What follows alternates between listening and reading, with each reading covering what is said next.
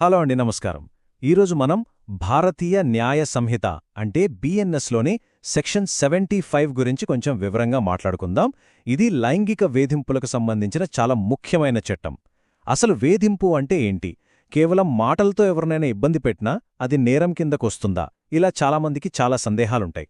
పదండి, ఈ విశ్లేషణలో వాటన్నిటికీ సమాధానాలు తెలుసుకునే ప్రయత్నం చేద్దాం. అవును, మనలో చాలామందికొచ్చే మొదటి ప్రశ్న ఇదే. శారీరకంగా తాకకుండా మాటలతోనో చూపులతోనో వేధించడం కూడా నేరమేనా? చట్టం దీన్ని ఎలా చూస్తుంది? ఈ ప్రశ్నకు సమాధానం వెతుకుతూనే మనం ముందుకు వెళ్దాం.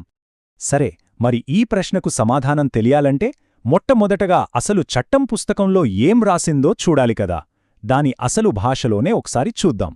పదాలు కొంచెం కఠినంగా అనిపించొచ్చు, కాని కంగారు పడకండి, దాన్ని మనం సులభంగా అర్థం చేసుకుందాం. చూసారా, చట్టం భాష ఎప్పుడూ ఇలాగే ఉంటుంది. కొంచెం గందరగోళంగా, అర్థం చేసుకోవడానికి కష్టంగా. కాని చింతించాల్సిన పన్లేదు. ఇప్పుడు ఈ పెద్ద వాక్యాన్ని చిన్న చిన్న ముక్కలుగా చేసి మనందరికీ అర్థమయ్యేలా మార్చుకుందాం. ఆ క్లిష్టమైన చట్టాన్ని ఇప్పుడు మనం 4 సులభమైన భాగాలుగా విడగొట్టు చూద్దాం. ఇలా చేస్తే అసలు విషయమేంటో మనకు చాలా స్పష్టంగా అర్థమవుతుంది. మొదటిది, ఇష్టం లేని శారీరక స్పర్శ. ఉదాహరణకి, ఆఫీస్లోనో బస్సులో ప్రయాణిస్తున్నప్పుడో ఎవరైనా కావాలని దగ్గరికి రావడం, తాకడానికి ప్రయత్నించడం లాంటివన్నమాట. ఇక్కడ మనం గుర్తుంచుకోవాల్సిన అతి ముఖ్యమైన పదం ఇష్టం లేకుండా. అవతలి వ్యక్తికి ఇష్టం లేనప్పుడు చేసే ఏ చర్యనైనా చట్టం నేరంగానే పరిగణిస్తుంది. ఇక రెండవది, లైంగిక ప్రయోజనాలని అడగడం. దీన్ని మనం వాడుక భాషలో ఫేవర్స్ అడగడమని కూడా అంటూ ఉంటాం.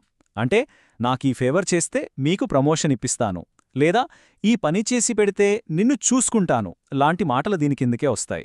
ఇది చట్టం దృష్టిలో చాలా స్పష్టమైన నేరం. మూడవది, ఇష్టం లేకపోయినా అశ్లీల చిత్రాలు లేదా వీడియోలు చూపించడం.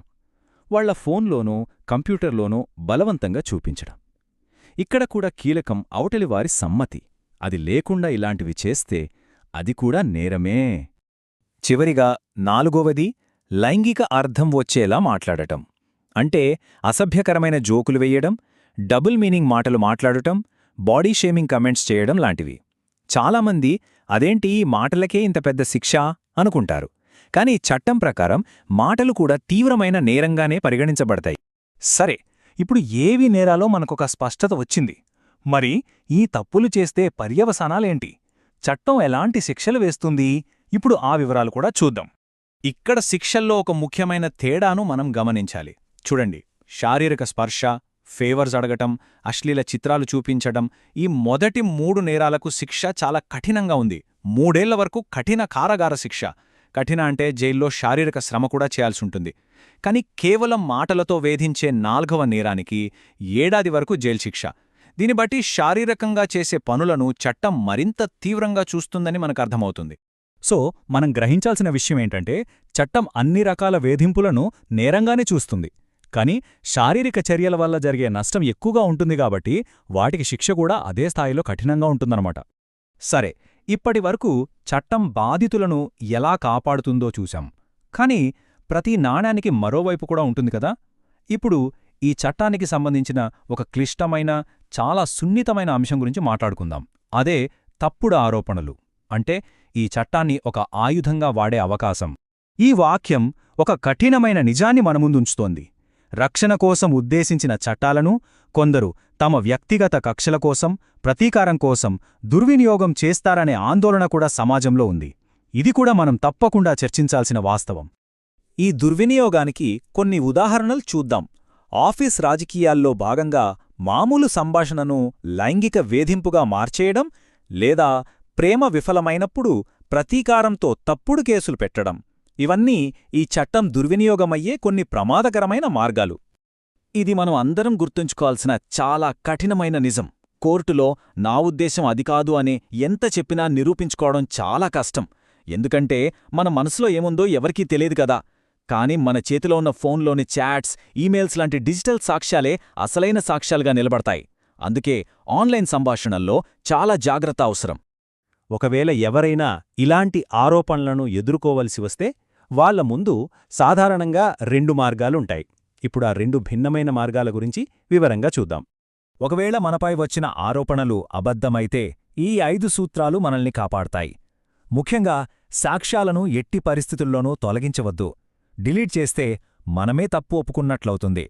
ఇక ఫిర్యాదు చేసిన వారితో నేరుగా మాట్లాడటానికి అస్సలు ప్రయత్నించవద్దు.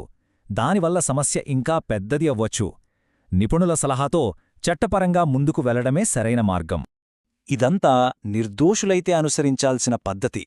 దీనికి పూర్తిగా భిన్నంగా ఒకవేళ నిజంగానే తప్పు చేసి ఉంటే అప్పుడు చట్టపరమైన ప్రక్రియ చాలా సూటిగా, స్పష్టంగా ఉంటుంది. అక్కడ దాచడానికి ఏమీ ఉండదు. ఒకసారి ఫిర్యాదు నమోదైందంటే ప్రాసెస్ ఇలాగే సాగుతుంది.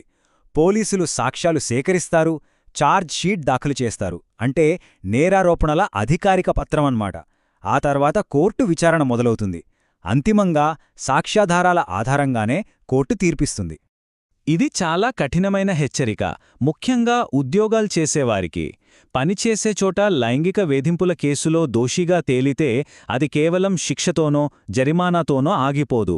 అది ఒకరి కెరియర్ని, భవిష్యత్తును పూర్తిగా నాశనం చేసే ప్రమాదం ఉంది.